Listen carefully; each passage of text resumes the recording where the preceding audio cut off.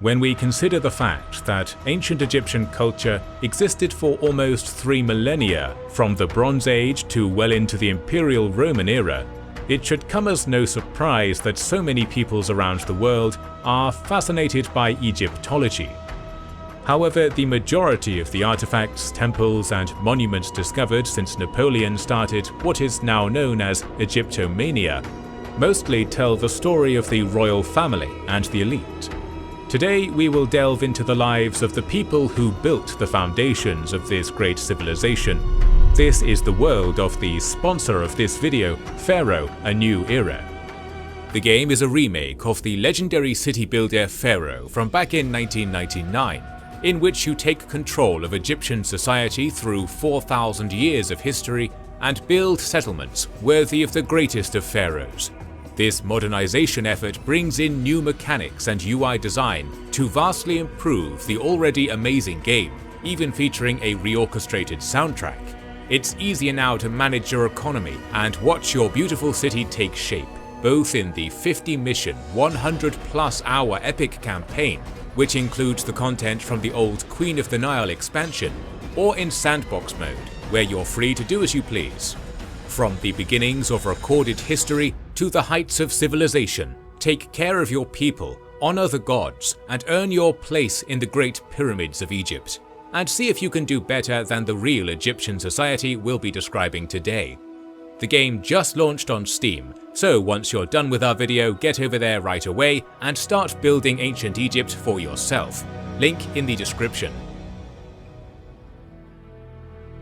One of the most popular nicknames for the ancient Egyptian civilization is the Gift of the River Nile, one which they themselves would certainly agree with. For millennia, the longest river in the world was synonymous with life itself, according to their beliefs. Its incredibly predictable seasonal flooding gave the Egyptians the means for sustenance, housing, clothing, bathing, writing, and transportation. Amidst the desert, this river allowed one of the greatest cultures to flourish. While it is remembered for its colossal monuments, mystical pharaohs, and colourful pantheon, it was built on the backs of some of the hardest working people in the ancient world. For the tip of the pyramid to rise so high, it needed the support of numerous large stones at its foundation. Likewise, 90% of the agrarian ancient Egyptian society was made up of what we would consider peasants, working from dawn to dusk and serving the state as either farmers, builders, or soldiers. But what was life like for them and the middle class of craftsmen and artisans? That is the question we will attempt to answer today. The life of most people in Egypt was tied to the 3 seasons dictated by the River Nile. During Akhet, or flood, starting at the end of July, the river overflowed and brought prosperity and fertility to the ground. While the fields were flooded, the people either repaired their tools or worked on massive building projects for a wage. The pyramids and many other structures were built utilizing such a draft. Then between January and May came the time for sowing during the season of emergence, or peret. As the water levels dropped, many fish and thick layers of silt were left behind. This muddy sediment, packed with nutrients, supercharged the soil, allowing the growth of an abundance of crops. Nowhere else in the world could a culture find such rich soil without the use of fertilizer. The silt was also baked into mud bricks, which was the main building material for most houses people lived in. Egyptian families lived and worked on the lands close to the river, lent to them by the state or priests. The women sowed the seeds, while the men behind them ploughed the field by hand, or with the help of cows and oxen. Afterwards, a herd of sheep would pass through and bury the seeds deep into the soil. The last season was called Shimu, meaning low water, and was the time for harvest. It lasted between May and September, and during that period, the farmers gathered their produce. Since there was almost no rain, small irrigation canals had to be dug and repaired, which usually happened around this season as well. The main crops that were cultivated were mostly cereals, such as barley and wheat, but the Egyptians also had access to vegetables, such as leeks, onions, cucumbers, radishes, beans, garlic, and chickpeas. Fruits such as figs, dates, grapes, and melons were indigenous, and more species were brought by invaders and merchants from abroad, including almonds, cherries, peaches, pears, apples, pomegranates, and watermelons. Clothes were almost exclusively made of linen, which was a fabric suitable for the hot and arid weather, and linen was made by harvesting flax. Papyrus, which was used for writing, also relied on the flooding of the river, as did the well-developed fishing industry. Last, but certainly not least, the Nile flowed north, but the winds blew south, which turned it into a highway. Most families owned wooden boats or skiffs, allowing them to travel great distances. Larger ships could carry huge cargoes or giant stones used in construction sites, with the ship following the current north and sailing back south. In fact, the oldest sail in the world, dated to 3100 BC, was found in Egypt. Considering this incredibly strong tie between the people and the river, it is easy to understand why the ancient Egyptians put so much emphasis on balance. Practicality aside, the Nile had an enormous symbolic role on this society. While the sun is pulled by a chariot in many other mythologies, the Egyptians portrayed it as sailing on a boat. Religious processions were made on the river, with onlookers on either side, and the river is also an integral part of the creation myth. The gift of the gods brought a plentiful harvest, which represented a lot more than food, since ancient Egypt based their currency on grain. For almost 3,000 years, this prosperous culture never minted coins, instead using a special type of barter system based around the deben, which, according to historian James C. Thompson, functioned much as the dollar. Since 75 litres of wheat cost 1 deben, and a pair of sandals also cost 1 deben, it made perfect sense to the Egyptians that a pair of sandals could be purchased with a bag of wheat as easily as with a chunk of copper. Even if the sandal maker had more than enough wheat, she would happily accept it in payment because it could easily be exchanged for something else. The most common items used to make purchases were wheat, barley, and cooking or lamp oil, but in theory almost anything would do. But if the crops a family harvested were essentially their salary, this meant that storage was a very important issue. State compensations were also paid in grain, which was usually stored in temples. As for the everyday ancient Egyptian, his crops had to be protected by scarecrows, and the small granary had to be guarded by, you guessed it, an adorable little cat. Egypt is known for its symbiotic relationship with cats, which were lured with treats towards the granary silos, where the small hunters prevented rats from spreading disease and spoiling the grains. Cats also made excellent pets, used for hunting cobras. Herodotus, who went to Egypt during the 5th century BC, emphasized that domestic animals were abundant, and recorded that the death of a pet was met with great sorrow by the entire house. They plucked their eyebrows in distress when their cat died, and they shaved the entire body, including the head, if it was a dog that died. Some of the more well-off citizens also kept baboons, who made great companions and helped with fruit harvesting. It is also true that many cats were mummified and placed in tombs alongside their owners, but the majority of mummified cats that archaeologists discovered were actually specifically bred to be killed, mummified, and then sold in zoo shops. Egyptians who wanted to give tribute to Bastet, the goddess of protection and fertility, bought these pre-mummified cats, similar to how Romans sacrifice live animals. Other zoo shops also sold pre-mummified fish, mice, crocodiles, snakes, and birds, depending on the deities people wanted to give tribute to. Once the family had secured its harvest, it was either processed, traded, or consumed. Both the rich and poor ate twice a day, once at dawn and once in the evening.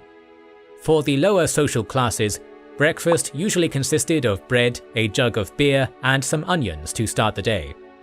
Beer and bread were abundant in Egyptian households and tombs, with a wide variety of selections. The bread was baked in nearly every house, using ceramic molds. The simplest bread was made with flour, water, and salt, but some added honey and dates, or made it in the form of figures, like gingerbread men. The production of beer, on the other hand, was closely monitored by the state, with specific instructions on how to prepare the drink invented by Osiris himself. Its container featured labels detailing the year it was made, the region of origin, and the brewery. These labels were even more specific regarding wines. Beer also had many different varieties, from sweet to strong. The beverage was consumed with a straw by every member of the family, including children, since its weak alcoholic content was enough to kill most bacteria, making it far safer than water from the Nile. For dinner, the family would gather in the mud brick house, featuring small windows on the top, which kept the home cool in the summer. There, the adults would eat on small tables, while the children would sit on pillows and eat off the floor. Bread and beer were, as usual, on the menu, but this time there was a wide selection of vegetables, small birds, fish, eggs, and for dessert, fruits and cakes.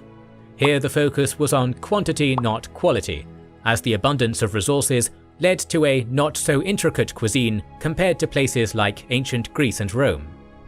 This mostly vegetarian diet yielded around 3,800 calories a day, almost twice the recommended daily amount, especially considering that ancient Egyptians were shorter. However, it was necessary to support their extremely laborious lifestyle. Discounting the rare instances of famine, nobody in Egypt starved, as the communal mentality led to cooperation amongst the different households, which lived very close to each other. Every member of society was seen as an important part that kept daily life going, and except for the priests and scribes, everyone worked difficult and dangerous jobs under the desert sun. Those who caught fish, bathed or washed clothes faced the constant threat of snakes, crocodiles, and, worst of all, hippos. We know of at least one pharaoh who died of a hippo attack, and even King Tut himself was maimed by another. Builders, craftsmen, carpenters, blacksmiths, bricklayers, chariot makers, miners, and those who worked in the quarries were often injured, but each one was a valued member of society. The lucky few who could become priests or scribes needed to be literate, and since Egypt provided no benefits or education to the lower classes, that was not easy. In fact, only between 5 to 10%, almost exclusively men, were literate and could hope for an easier life. Social mobility, or the ability to climb the pyramid, was virtually non-existent. Daughters were expected to marry and maintain the household, and boys were to pick up their father's trade. While arguably the most famous pharaoh is a woman, Cleopatra was merely one of the 5 female pharaohs in the nearly 3 millennia-old history of ancient Egypt, the other 4 being Sobek-Neferu, Hatshepsut, Tuosret, and Nefertiti. That being said, ancient Egyptian women had significantly more rights than their counterparts in the rest of the Mediterranean world for perhaps a few thousand years. Once again, a perplexed Herodotus recounts, women attend market and are employed in trade, while men stay at home and do the weaving. Indeed, women could own a business, didn't require an escort, received inheritance, and had the ability to divorce, with later dynasties giving compensation to the woman if the man wronged her, which in some cases amounted to 2/3 of their belongings. Speaking of rights and social classes, it is very important to note that the role of slaves in ancient Egyptian society has been gravely exaggerated. While they did exist, they made up a very small portion of the population, and they almost certainly did not build the pyramids. Anyway, back to the topic of love and marriage. Many beautiful songs and poems remain, at least 50 from the New Kingdom period alone, and many inscriptions tell the romantic stories of Egyptian couples who loved each other in both prosperous and difficult times. Tahutep, a minister of the 5th dynasty, writes, "Marry and love your wife more than the whole world. Give her plenty of food and beautiful dresses, soak her with your perfumes, and make her happy until death.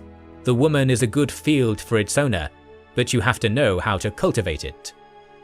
After courting a woman, the man would go over to her house and present a bundle, a symbol showing his status and most precious possessions, inviting her to live with him. If she agreed, then the two were officially married, without the need of any religious or judicial intervention or oversight. There were a number of customs associated with the wedding, performed in one of the favorite Egyptian pastimes, the banquet, one of which included the exchange of a ring, symbolizing the eternal bond between the two lovers. These large gatherings were the glue that tied the community together, where they would sing, dance, perform rituals, and celebrate. The state also held many banquets and festivals on specific holidays connected to certain deities. Female musicians played lutes, rattles, trumpets, flutes, drums, and harps, and pairs of singers from both genders performed beautiful songs for the audience. This was also an opportunity to show off their highly decorative clothes, shoes, and hairstyles. To say that the ancient Egyptians were obsessed with how they looked would be an understatement. This was a culture that believed that the body passed on to the afterlife in its exact form, so every member of each social class went out of their way to present themselves at their best. Beautiful white linen clothes, which followed the curvature of the body tightly, were very hard to dye, but accessories and jewelry were a must on big occasions. Bracelets and amulets were very large, featuring precious stones like lapis lazuli, carnelian, and turquoise, with metals such as copper, silver, and gold. Colors had significant meanings, and one would make a grave mistake to wear white sandals, a symbol of purity in funeral rites, to a party.